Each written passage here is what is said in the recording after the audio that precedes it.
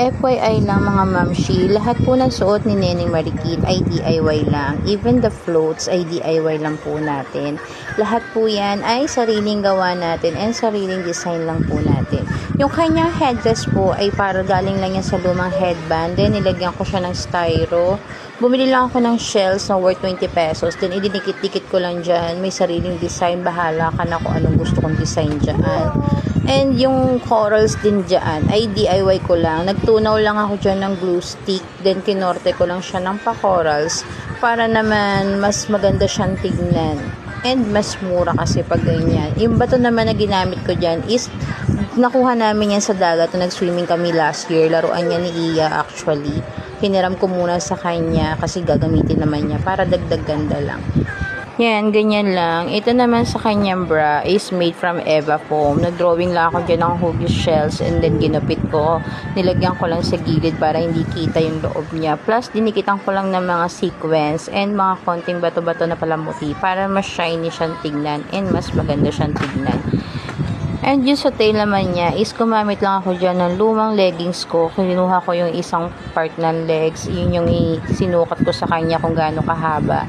Then bumili ako ng metallic foil. Ginupit ko siya ng mga bilog-bilog. Saka ko siya dinikit isa-isa using the double-sided tape hanggang mapuno ko siya. Yung harap lang ang dinikitan ko dyan kasi yung likod hindi naman kita so hindi ko na nilagyan. Plus kinortehan ko lang yung laylayan niya na parang scale para medyo magandang tignan. Eva foam lang din yung gamit ko dyan sa tail niya, yung pinakalaylayan niya. And ito naman yung sa background ng kanyang float, yung malaking shells. Papers lang ang gamit namin dyan. Saka yung nahingi namin na parang screen protector na malaking TV. Yun lang yung ginamit namin. Ikinorte ko lang siya ng huggies shell. Then nilagyan ko siya ng roll yung paper para medyo nakaimbus yung korte niya. Dinikit lang natin siya using the masking tape. Tapos, nilagyan natin siya ng mga paper para tumigas siya. Para siyang paper mache style. Inisa-isa lang natin yung dikitan. Talagang tiyaga lang po talaga ang puhunan sa paggawa ng ating float para mapaganda. Ito naman yung bandang decorate natin sa kanyang float. Crepe paper lang yan na ginupit natin and then dinikit natin sa stick para magmukha siyang seaweeds and gumawa rin tayo dyan ng mga jellyfish and flower. And ito yung result ng ating ginawa. Sobrang ganda, ang dami nagpa-picture dyan at ang daming natuwa sa kanya.